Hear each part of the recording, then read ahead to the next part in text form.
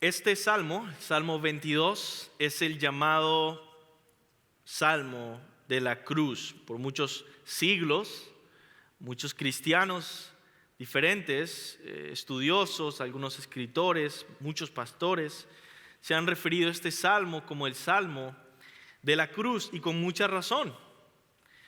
En todo el Antiguo Testamento es difícil encontrar una mejor descripción de la cruz, con todos estos detalles de los sufrimientos de nuestro Señor en la cruz, como en este salmo. De hecho, en Mateo 27:46 leemos cómo Jesús pronuncia las primeras palabras de este salmo cuando dice: Elí, Elí, lama sabactani. Y lo traduce diciendo el evangelista, lo cual significa: Dios mío, ¿por qué me has desamparado?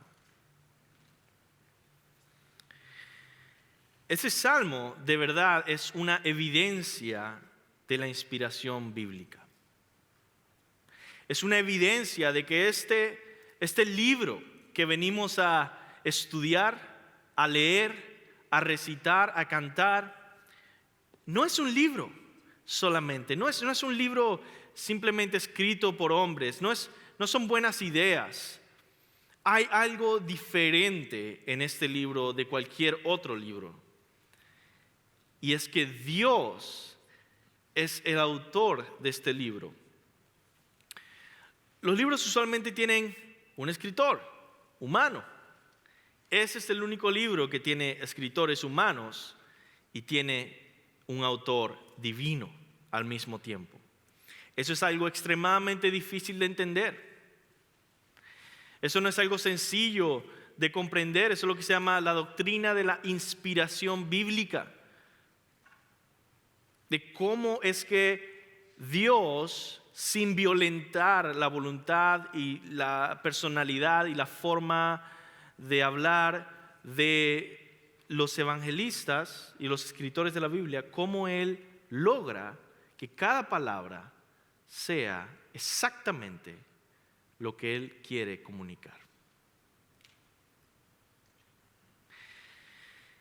Vamos entonces a ver en este salmo detalles que sobrepasan en gran manera cualquier cosa que el rey David haya experimentado. El rey David escribe este salmo y hay cosas que uno dice, ok, tiene sentido.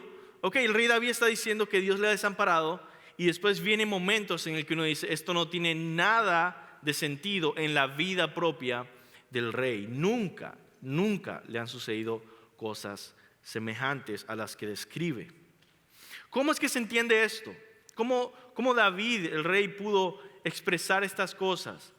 Bueno, el apóstol Pedro, cuando usted lee el libro de los Hechos, en el capítulo 2, él está predicando, y él dice algo muy interesante. En Hechos 2:30, él dice que David era profeta. David fue usado como profeta. Y ese salmo es un ejemplo de cómo Dios usó a David para expresar proféticamente experiencias que sobrepasaban la suya. Y se dirigían siglos hacia el futuro, hacia el Mesías. Además de Cristo no hay ningún otro, no solo David, ni Salomón, ni ningún otro rey en quien se pueda cumplir ese salmo profético. Hay detalles que solamente pudieron cumplirse en el sufrimiento de Cristo. Y eso nos lleva a considerar ese milagro de la inspiración bíblica que vemos aquí, que es algo sobrenatural lo que encontramos en este libro. Ahora, vamos a estudiar detalladamente, en muchos sentidos, este libro. Así que yo quiero que tengas el texto bíblico frente a ti. Si tú no trajiste una Biblia, se te repartió un devocional, ahí está el texto bíblico. Tú también puedes seguirlo ahí en tu devocional bíblico que se te entregó. Ahí está todo el texto. Y puedes ir versículo por versículo como vamos a estar examinando. Y yo quiero primero que tú entiendas el Salmo como un todo antes de empezar versículo por versículo, ¿verdad? Y el Salmo como un todo tiene esta dinámica doble. Primero es este clamor y dolor y llanto de la ausencia de Dios, de la opresión de los enemigos, de la violencia contra Él. Tantas cosas sucediendo. Y luego cambia dramáticamente el Salmo y empieza a haber una adoración a Dios, una exaltación de Dios y una gratitud a Dios. El personaje principal de este salmo es el rey David diciendo que es afligido. Entonces, estas son las 4 partes, los 4 puntos de hoy, las 4 partes en las que se divide este salmo. Primero, vamos a ver el llanto del afligido. Después, el dolor del afligido. Después, el ruego del afligido. Y por último, la adoración del afligido. Para los que no saben qué significa afligido, es esa persona que está doliéndose, que está con dolor, que está turbado, que está sufriendo. Vamos a comenzar entonces con los primeros versículos. Versículo 1 al 11, el llanto del afligido. Y comienza, y te pido por favor que más que en cualquier otro domingo, que hoy veas realmente el texto bíblico que está frente a ti y puedas entenderlo mientras lo leemos. 1 al 11 dice primero: Dios mío, ¿por qué me has desamparado? Comienza el llanto, el clamor terrible de este afligido diciendo: me has desamparado. Pero no le ha desamparado cualquiera, le ha desamparado su Dios. Es mi Dios. Él es mi Dios, yo soy suyo y Él me ha desamparado. Y se queja diciendo: me has desamparado. ¿Por qué? No entiendo. Esa palabra desamparado en hebreo significa: te has alejado de mí. Te has apartado, te has ido, me has abandonado. Pero tú eres mi Dios. Y comienzas a ver que solamente puedes leer este salmo con este quebrantamiento en tu corazón. Si tú no puedes entender qué es sentir que Dios te ha abandonado, sentir que estás solo, sentir dolor, espiritualmente hablando, es difícil que tú puedas entender a plenitud lo que está refiriéndose el rey David acá. Dice: ¿por qué estás lejos de mi salvación? ¿Por qué estás tan lejos de mi salvación y de las palabras de mi clamor? Esa palabra clamor realmente es la palabra rugido. La palabra es un rugido como de león. Señor, estás lejos, me has abandonado. Y yo, aun cuando estoy rugiendo, estás lejos de mi rugido. Y un rugido se escucha muy lejos. Y yo quiero recordarte algo que muy poca gente sabe de la cruz, pero que está ahí en casi todos los evangelios, pero que muy poca gente se da cuenta porque las películas nunca lo muestran.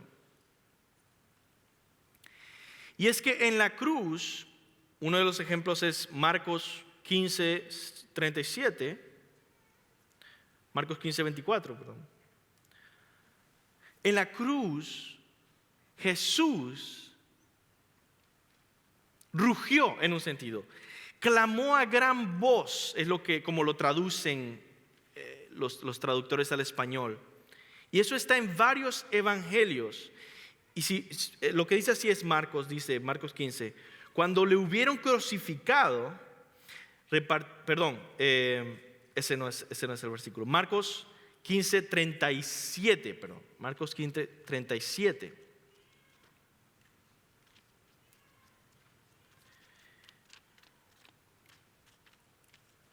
Y dice: mas Jesús, dando una gran voz, expiró. Eso lo repiten varias veces en diferentes maneras. De hecho, no es la primera ni la única vez que Jesús da una gran voz en la cruz. Cuando dice Elí, Elí, lama sabactani, también da una gran voz en la cruz. Cuando va a exhalar su espíritu, da una gran voz, es decir, grito fuerte. ¿No te has imaginado a ese Jesús en la cruz gritando fuerte? Pero la Biblia lo menciona una y otra vez diciendo que clamó a gran voz. Y es interesante que aquí el salmista dice: ¿por qué estás tan lejos de mi salvación y de las palabras de mi rugido, de mi clamor audible a gran voz? Y versículo 2 dice: Dios mío, clamo de día y no respondes, y de noche y no hay mi reposo, y no hay para mí reposo. Entonces vemos aquí todo este profundo dolor, pero déjame decirte algo más profundo que esto, a lo que esto nos apunta.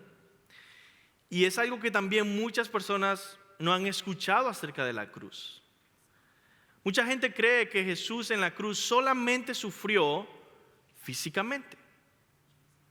Solamente sufrió porque le bofetearon, porque le golpearon, porque lo clavaron en una cruz, porque le pusieron una corona de espinas, porque estaba a la intemperie, porque colgaba.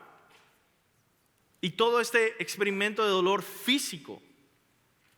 Pero como decía un predicador, si Jesús solamente tenía que sufrir físicamente, entonces los apóstoles fueron más valientes que Él. Y no solo los apóstoles, muchos cristianos en siglos y siglos después, que murieron muertes horrendas, quemados vivos, que murieron también crucificados, muchísimos de ellos, crucificados boca abajo, aserrados, quemados con aceite, en fin. Y cuando ellos hacían esto, cuando ellos morían, estaban muriendo literalmente cantando alabanzas a Dios. Y decir, ahí está el capitán del ejército gritando y diciendo: pasa de mí esta copa.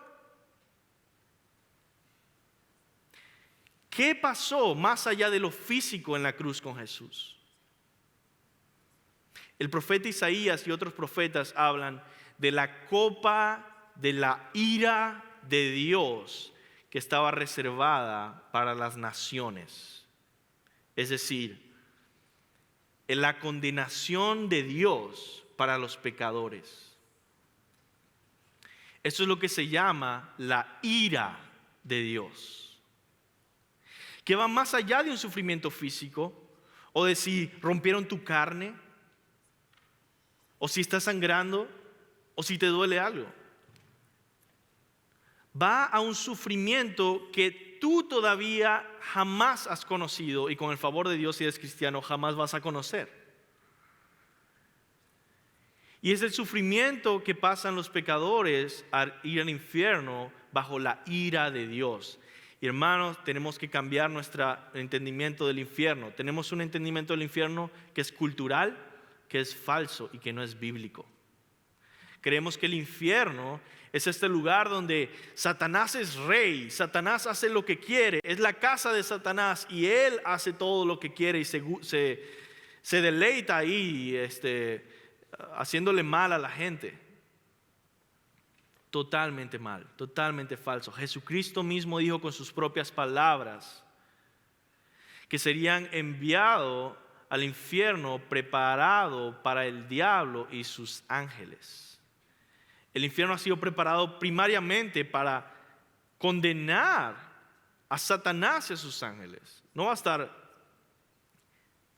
liderando y riendo Satanás, es el lugar de tortura, básicamente, de condenación eterna de Satanás, e incluye a los pecadores. ¿Quién entonces reina en el infierno? El mismo que reina en todos lados. Solamente hay un Rey de reyes y Señor de señores. No hay competencia de reyes. En otras formas, ¿quieres conocer la ira de Dios? Contempla el infierno. Ira justa, santa, que sirve a la justicia. ¿Quieres conocer la bondad y la misericordia y la gracia de Dios? Mira al cielo. Dios es Dios de todo, y Rey de reyes y Señor de señores. Y aquí Jesucristo, cuando en la cruz dice: Señor, mi Dios, ¿por qué me has desamparado? Está hablando de esta relación con Dios en el que Dios ahora está en contra, alejándose, desechando a los pecadores hacia ese pozo de desechos que se llamaba el Gehenna, ¿no?, del infierno. Y decir: te he desechado. Y recibir esa ira de Dios ahí en la cruz. Así que el dolor y el sufrimiento que estaba pensando Jesús en Getsemaní mientras oraba y sudaba gotas de sangre y clamaba: pasa de mí esta copa, no era la carne solamente, aunque es un sufrimiento importante, no tenemos que quitarle valor, pero especialmente la ira de Dios. La ira de Dios que Él iba a recibir. Si es posible, pasa de mí esta copa de la ira de Dios, pero no se haga lo que yo digo, sino tu voluntad. Y vemos ahí esto: clama de día y no responde, de noche y no hay para mí reposo. Y créeme, si tú no quieres rendir tu vida a Jesucristo, no hay nada bueno en esa opción.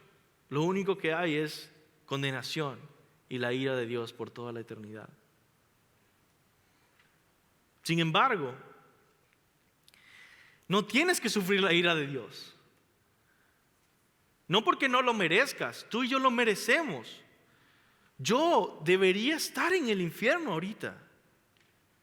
Dios me ha rescatado. Yo no merezco estar aquí. Yo no merezco ni siquiera un sufrimiento leve. Yo merezco el infierno por toda la eternidad.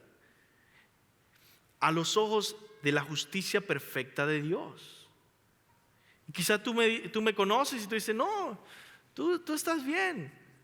Bueno, tú no tienes los ojos puros y perfectos de Dios. No pensamos con una justicia perfecta.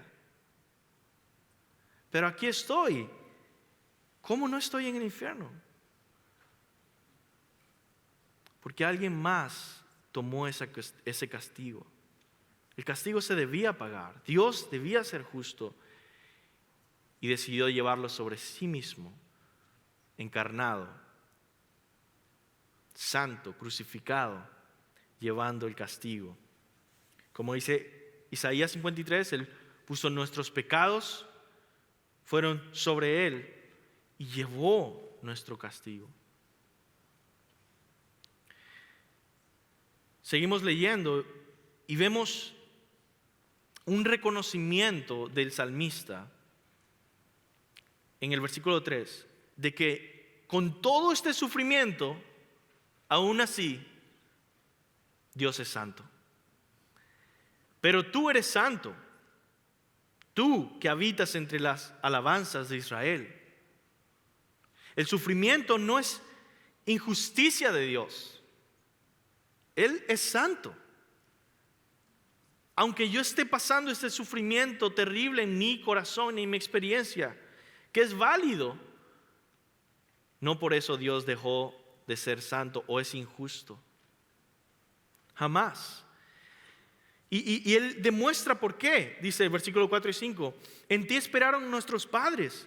Esperaron y tú los libraste. Clamaron a ti y fueron librados. Confiaron en ti y no fueron avergonzados. ¿Quiénes son los padres? Los padres de Israel. Todos estos ancestros que se cuenta una y otra vez de generación en generación en Israel, de año en año, que ellos confiaron en Dios y Dios les libertó. Que en sus aflicciones esperaron en el Señor y el Señor les ayudó. Y dice, a ese Dios me estoy dirigiendo, a ese Dios estoy clamando, ese Dios es santo y digno de adoración. Tú no has abandonado a los que confían en ti, pero yo soy gusano y no hombre. Versículo 6. Los padres confiaron en ti, fueron liberados, pero yo he confiado en ti. Yo soy gusano y no hombre. Gusanos alude a esa debilidad. Soy insignificante, oprobio de los hombres, despreciado del pueblo. Otra vez el salmista siente este desprecio de Dios, que es subjetivo, que no es real en todo sentido, no es real completamente. Pero en Jesucristo fue real. Y no solamente Dios, el pueblo dice, soy oprobio de los hombres, despreciado del pueblo. Juan 1:12, a lo suyo vino, está hablando Israel, a su pueblo, a lo suyo vino. Y los suyos no lo recibieron, mas a todos los que le recibieron. Sigue el versículo. El punto es, los suyos no lo recibieron. Quiero que te enfoques ahí. Los suyos no lo recibieron. Fue oprobio del pueblo y despreciado del pueblo. Todos los que me ven me escarnecen. Se burlan de mí. Esa palabra escarnecer es burlarse. Ahora yo escuchaba a alguien diciendo, este hombre tiene muchos hijos, como 8 hijos tiene. Y decía, wow, esto de burlarse es interesante. Quizá lo que veo que a mis hijos les molesta más, les duele más, es cuando alguien se está burlando de ellos y dice, por favor, deja de burlarte de mí, ya no te burles de mí. Es una angustia que no puede soportar sus hijos, ¿no? Ya deja de burlarte de mí. Es algo interesante, ¿no? Es como, no te están golpeando, no te están haciendo nada, pero solamente esa risa que sabe que te está condenando, te está poniendo en un lugar por debajo de todos, te está poniendo en un pozo oscuro, solo, profundo, en el que todos te humillan psicológicamente. Y te lleva a ese lugar, esa burla, y dice, todos los que me ven se burlan de mí, me escarnecen, estiran la boca, menean la cabeza, diciendo, se encomendó a Jehová, líbrele él, sálvele, puesto que de él se complacía, en él se complacía. Hermanos, esto es casi palabra por palabra lo que leímos ya en Mateo 27, 43, cuando dice, la gente le dijo a Jesús crucificado, confió en Dios, líbrele ahora a él si es que le quiere. Y esto es lo que dice el Salmo. Se encomendó a Jehová, líbrele a él, sálvele, puesto que en él se complacía, él le quiere, ¿no? Él dice que Dios le quiere, él dice que Dios se complace en él, que Dios le libre, a ver, que se baje de la cruz, a ver si es el rey de Israel, el Mesías. Versículo 9, pero tú eres el que me sacó del vientre, el que me hizo estar confiado desde que estaba en los pechos de mi madre. Ahora yo quiero que entiendas lo que está pasando aquí en el texto, lo que está pasando en el corazón de David mientras escribe esto y de Jesús mientras se ve proféticamente. Todo es muy complicado. Pero el punto es este. Ves toda esta condenación, ves Dios abandonándote, ves Dios siendo justo y misericordioso y respondiendo a la oración de los padres antiguos, y ves que no te responde a ti, ves que tú eres gusano y no hombre, ves que tú eres oprobio del pueblo, que la gente te trata mal y que se burlan de ti, te han dejado solo y que dicen, oh, que Dios le libre, no que Dios le quería mucho. Y en ese momento que él empieza a reflexionar en todo lo que pasa externamente, queda un momento en silencio y empieza a pensar dentro de sí mismo ya, no afuera, dentro de sí mismo empieza a pensar, pero tú eres el que me sacó del vientre de mi madre. Tú eres el que me hizo estar confiado desde que estaba en el pecho de mi madre. ¿Entiendes qué está pasando? El salmista ve este abandono, ve este sufrimiento y se pone a pensar, Dios, pero tú has estado cerca de mí siempre.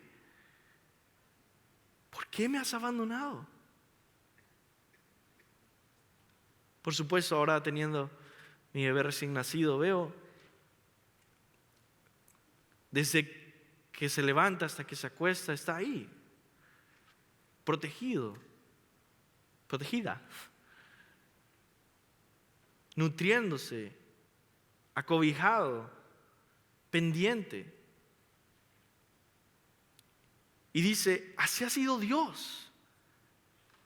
No desde que ya era maduro y empecé a ponerme serio con la iglesia, no. Desde que estaba en el vientre de mi madre, Dios estaba cerca de mí. Desde que me estaba formando, Él mismo me sacó, dice, del vientre de mi madre. Él me hizo nacer. Él me hizo estar confiado desde que estaba en los pechos de mi madre.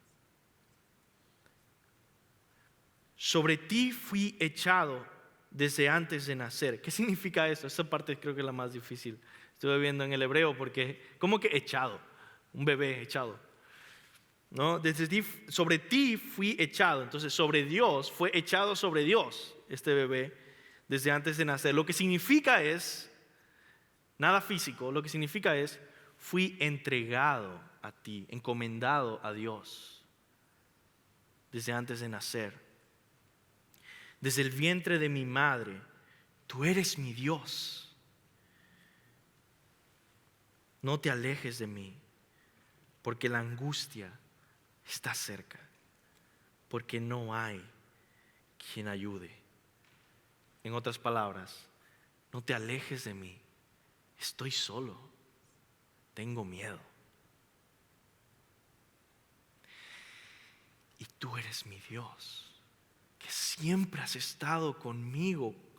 Ese es el asunto. Si tú ves en tu vida y has vivido lo suficiente, y digo lo suficiente es 10 años quizás, entiendes que la persona que más daño usualmente te va a causar es la persona que más amas, que más está cercana a ti, porque eres vulnerable, te has abierto.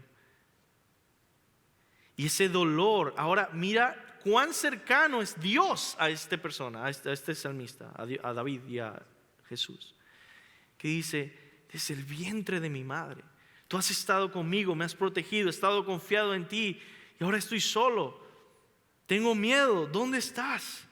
Me has abandonado, Dios mío, ¿por qué? Tú, mi Dios, me has abandonado. Es el primer punto. Seguimos al segundo punto y es el dolor del afligido, versículo 12 al 18. Versículo 12 al 18. Empieza a describir un poco más el dolor que está sufriendo por estos hombres. Y aquí yo quiero que te des cuenta, David nunca experimentó esto que vamos a leer. Dice versículo 12, me han rodeado muchos toros, fuertes toros de Basán me han cercado. Toros de Basán, Basán es un lugar cerca de Galilea, que era un lugar muy próspero en el sentido de agricultura. Tenía nutrientes muy buenos y lo que saliera de ahí era muy saludable y muy fuerte. Obviamente no hubieron toros en la crucifixión. Él no está diciendo literalmente toros. Está diciendo, y va a mencionar otros animales. Dice, abrieron sobre mí su boca como león rapaz y rugiente. Ellos abrieron sobre mí su boca como león. Es decir, aquí la imagen que vamos a ver con todos estos animales es que ellos son bestias que son humanas. Y lo que vemos en estas imágenes poéticas en el Salmo es el fuerte contra el débil. El fuerte contra el débil. Me han rodeado ellos, fuertes toros de Basán me han cercado. Abrieron sobre mí su boca como león rapaz y rugiente. Y esta fortaleza puede ser de muchos sentidos. Puede ser física, sí, pero muchas veces política, como en el caso de Jesucristo. Y dice el 14, he sido derramado como aguas. O sea, no pude sostenerme, débil, maleable, desbalanceado. Todos mis huesos se descoyuntaron. Esto, por supuesto, es algo muy común en la crucifixión. Y déjame recordarte lo siguiente. Esto jamás le sucedió al rey David. ¿Cuándo todos sus huesos se descoyuntaron? ¿De qué está hablando el rey David? ¿Por qué está diciendo todos mis huesos se descoyuntaron? En la crucifixión, todos los que se crucificaban, sus huesos se descoyuntaban, se salían de la ligadura por el peso. De hecho, el peso del cuerpo era el que mataba a la persona crucificada, no tanto los clavos. Era el peso que le dislocaba los huesos y oprimía sus pulmones y no podían seguir respirando, morían. Y dice, todos mis huesos se descoyuntaron, mi corazón fue como cera derritiéndose en medio de mis entrañas. Está hablando de su corazón ahora. Y eso es algo de, por supuesto, más psicológico en el sentido, ¿no? Interno. El sufrimiento que él pasó, el dolor. Y yo quiero que consideres esto, mi hermano, antes de continuar con el los siguientes versículos. La Biblia, si tú has pasado por algún sufrimiento esta semana, o este mes, o este año, un sufrimiento difícil en tu vida, déjame decirte algo que te pueda animar a leer la Biblia. La Biblia entiende bien cómo se siente sufrir, con todo tipo de sufrimiento. La Biblia habla a la vida real de cada uno de nosotros. Nos entiende. La Biblia no solo reconoce que existe el sufrimiento, sino que profundiza en la experiencia misma del sufrimiento, incluso más de lo que tú y yo profundizaríamos. Considera 4 tipos de sufrimiento. El sufrimiento físico, cómo la Biblia describe y entiende mucho más sufrimiento físico humano del que tú y yo hemos experimentado. Sí, estoy hablando de que cuando tú tienes un dolor de cabeza, o cuando te caíste, o cuando de alguna forma perdiste la vista, o de alguna forma has sido afectado por la naturaleza, por un huracán, has sido atropellado de alguna forma, has sufrido físicamente, alguien te ha golpeado. la Biblia habla acerca de ese sufrimiento y lo habla aún más profundamente. Pero no solo el sufrimiento físico, el sufrimiento relacional. Entre relaciones rotas, de familias, de amigos, de traición. La Biblia profundiza mucho más en esto. Tercero, considera el sufrimiento moral, es decir, el sufrimiento en la conciencia de personas que no pueden ni siquiera dormir por la culpa. La Biblia entiende ese sufrimiento y profundiza en ello. Y por último, el sufrimiento espiritual, que como cristianos es el más difícil. Y significa que en alguna forma hemos fallado a Dios o que sentimos Dios está ausente y duele. Y cuando tú digas, es que la gente no me entiende, Dios te entiende. Y puedes ir a la palabra y encontrar entendimiento. Y sigue diciendo, versículo 15, como tiesto se secó mi vigor y mi lengua se pegó a mi paladar y me has puesto en el polvo de la muerte. Es decir, ya no queda ninguna esperanza. Y es interesante estos detalles del paladar y de la sed, porque a Jesús le ofrecen para beber. Y dice el 16, porque perros me han rodeado, me han cercado cuadrilla de malignos, horadaron mis manos y mis pies.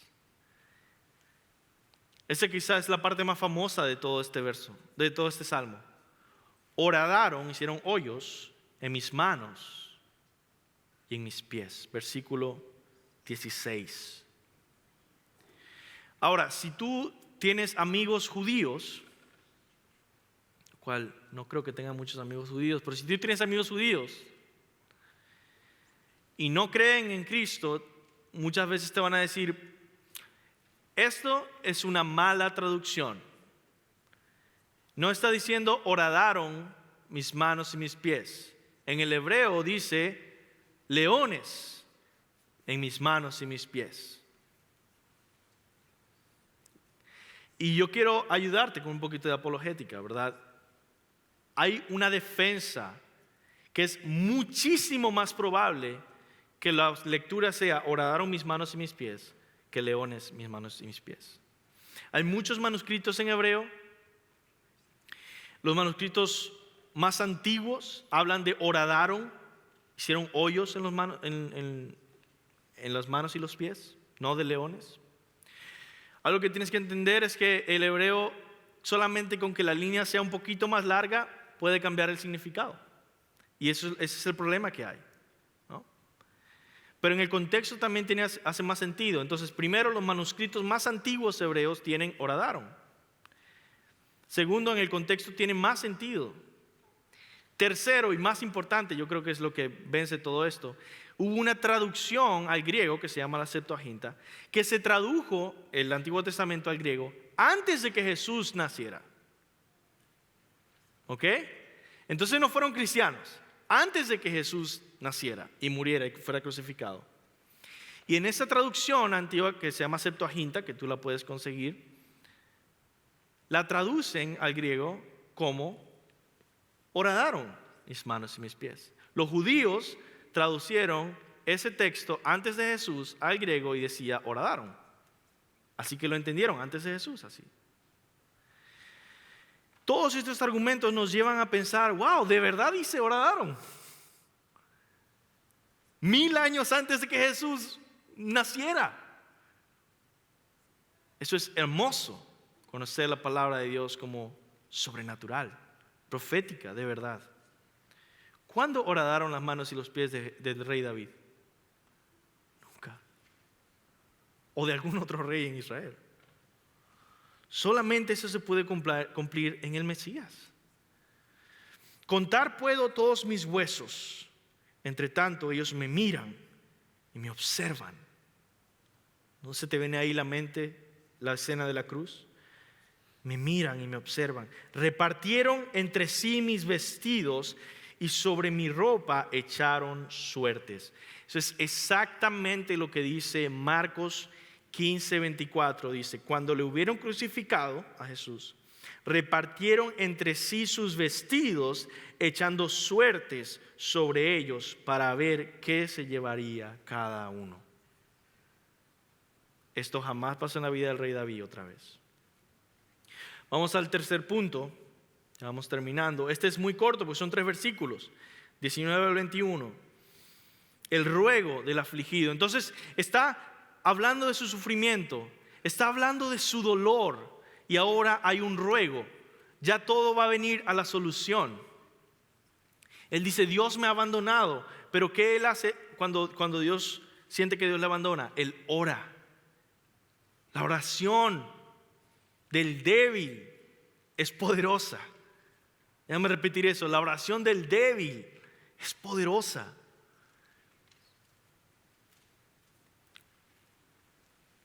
(19) Mas tú, Jehová, no te alejes. Me has abandonado. Dice, mas tú, Jehová, no te alejes. Versículo 19. Fortaleza mía, apresúrate a socorrerme. Yo no voy a dejar mi esperanza en que tú te vas a ir. No, ven, socórreme, no te vayas. No me abandones. Libra de la espada mi alma, del poder del perro mi vida. Sálvame de la boca del león y líbrame de los cuernos de los búfalos. Líbrame de que el fuerte gane sobre el débil. Líbrame de estar abandonado. Y yo quiero simplemente pasar a este punto diciéndote, en medio de tu sufrimiento, ora. No pierdas la esperanza, aférrate al Señor cuando creas que ya todo se perdió. Y por último, punto 4, la adoración del afligido, y con eso terminamos. El salmista ha orado. Y así nosotros experimentamos muchas veces la oración en medio del sufrimiento y decimos como el salmista, el Dios que me formó en el vientre de mi madre, el Dios que me sostuvo, el Dios que me respondió oraciones y me protegió, ahora me ha abandonado. Y creemos, Él que estaba cerca, que Él siempre estuvo conmigo, Él me ha abandonado ahora. Quizá a veces hemos sentido eso, el silencio de Dios, pero luego Dios aparece. Y préstame atención ahora que estamos terminando. Dios aparece, Dios responde. Es como a veces que nuestra hija está llorando y es porque estamos yendo a preparar algo para que ella coma. Y en ese momento ella se puede sentir totalmente abandonada. Mis padres me han dejado sola, se han ido. Dios me desechó completamente.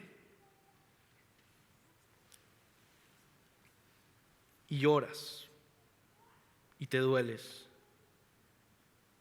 Pero Dios aparece y nos damos cuenta de que Él nunca me había dejado.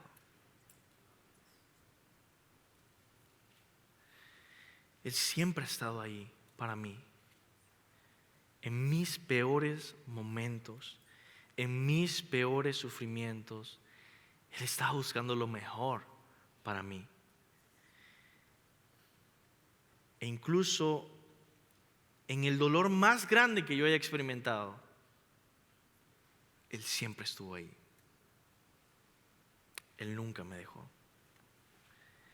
Y por eso yo puedo proclamar mi versículo favorito en este salmo, versículo 24. Dios no menospreció ni abominó la aflicción del afligido, ni de él escondió su rostro, sino que cuando clamó a Él, Él oyó. Muchas veces tú y yo somos el afligido. Y Él oyó. Él estaba ahí para escuchar. 27, versículo 27. Se acordarán y se volverán a Jehová a todos los confines de la tierra. Por el sufrimiento de este uno, muchísimos pueden adorar. hasta los confines de la tierra, y todas las naciones pueden tener un cántico de adoración al Cordero que fue inmolado en la cruz, que recibió el castigo por nuestros pecados. Y déjame terminar con el último versículo, versículo 31. Vendrán y anunciarán su justicia. ¿Quiénes son? Tú y yo ahora. Anunciando la justicia de Dios que se recibe gratuitamente por fe en Jesucristo. A pueblo no nacido aún, está hablando de ti. Anunciarán que Él hizo esto. ¿Qué hizo? Esa palabra, esa última frase en hebreo, Él hizo esto. ¿Sabes cómo se puede traducir esa frase? Y muchos comentaristas están de acuerdo. Consumado es. Ellos saldrán por las naciones y podrán anunciar: consumado es. It is finished. Podrán anunciar el clamor del Jesús crucificado, que dijo: consumado es. Y el sufrimiento pudo abrir la salvación para ti y para mí. En medio de tu aflicción, recuerda, Dios tomó tu lugar, llevó tu aflicción, y consumado es. Ya todo está hecho.